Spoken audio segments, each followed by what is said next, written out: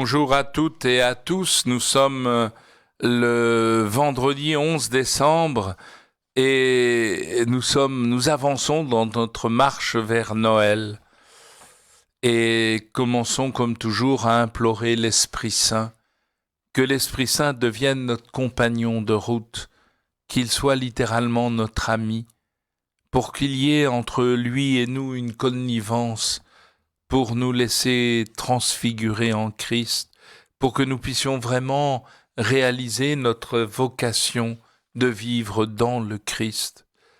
Ô Seigneur, envoie ton esprit, qu'il renouvelle la face de la terre, qu'il renouvelle chacun de nous, pour que notre cœur soit brûlant de son amour, pour que notre être tout entier rayonne l'amour de Dieu, et que nous nous laissions véritablement habiter et conduire par l'Esprit Saint, qu'il nous permette de trouver notre place dans le corps du Christ et qu'il nous donne de grandir en sainteté pour que nous occupions pleinement la place que l'Esprit veut pour nous aujourd'hui dans le corps de son Fils.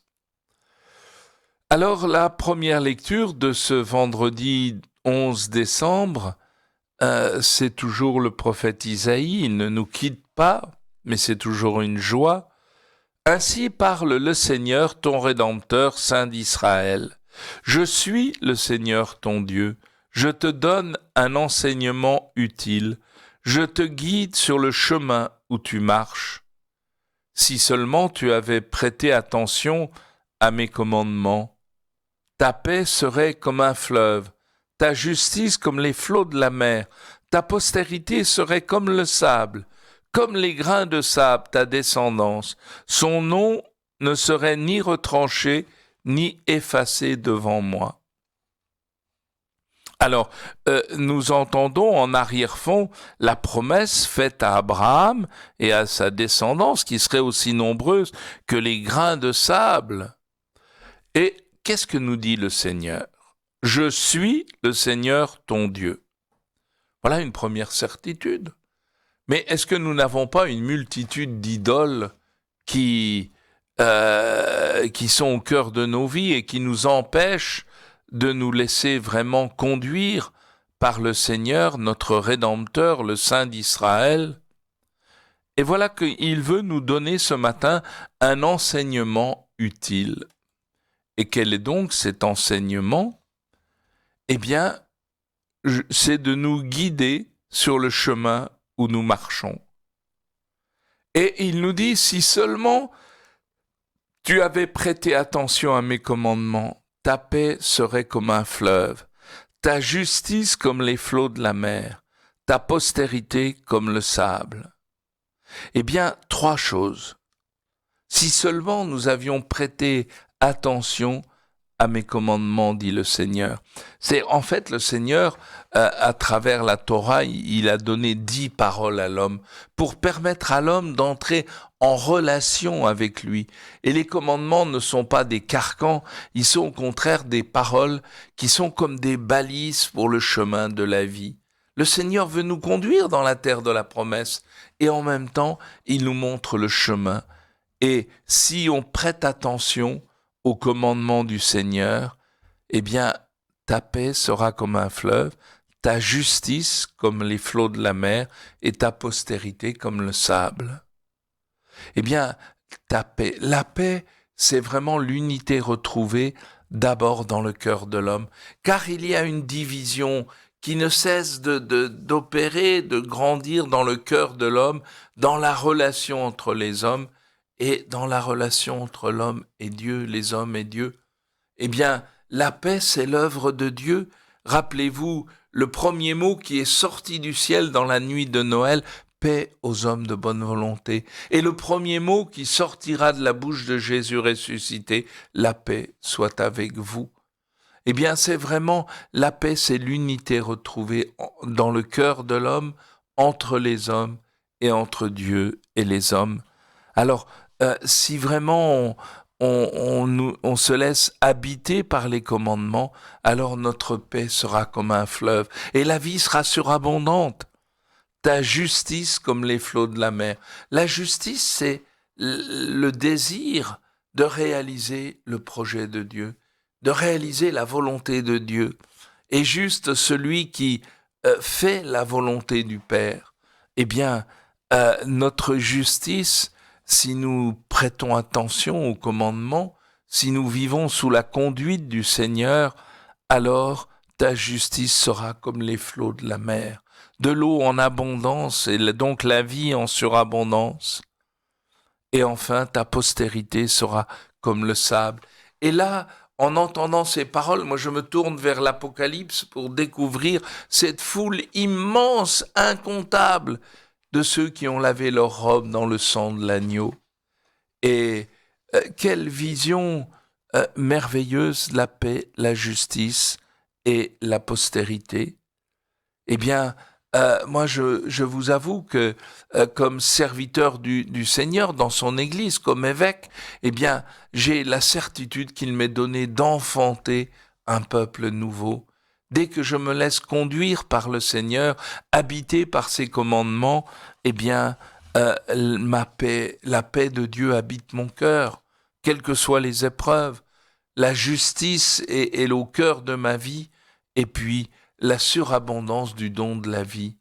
Souvent, on pense que les prêtres ou les évêques n'ont pas l'occasion d'enfanter. Bien sûr, nous n'enfantons pas à la manière humaine, mais quelle grâce de donner la vie en surabondance à travers les sacrements. Quelle joie! Alors, moi, je suis plein d'émerveillement quand je lis quelques versets comme cela. Et je vous invite à ruminer cette parole pour en découvrir la profondeur. J'en viens maintenant à l'Évangile. Nous sommes au chapitre 11e de Saint Matthieu, les versets 16 à 19. En ce temps-là, Jésus déclarait aux foules : « À qui vais-je comparer cette génération ? Elle ressemble à des gamins assis sur les places qui en interpellent d'autres en disant : « Nous vous avons joué de la flûte et vous n'avez pas dansé. Nous avons chanté des lamentations et vous ne vous êtes pas frappé la poitrine.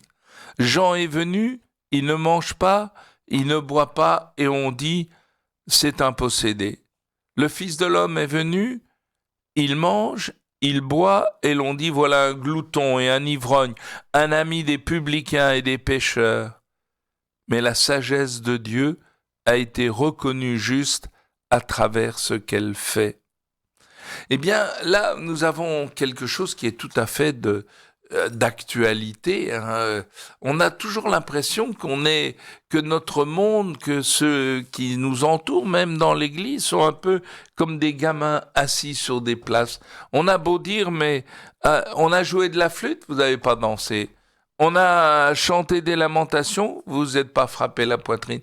On a beau faire et trouver toutes les initiatives possibles, tous les gens réagissent en disant bof, bof, bof, et personne ne change, personne ne bouge, alors que la grâce de Dieu est à l'œuvre et au cœur de notre monde d'aujourd'hui, en ce temps de l'Avent, quelle que soit la puissance de la pandémie, de tout ce qui nous arrive, et de toute la crise économique qui va être sous-jacente, de toutes les catastrophes, mais Dieu est là, Dieu est à l'œuvre, sa paix, sa justice, la postérité qu'il veut engendrer au cœur de l'Église d'aujourd'hui.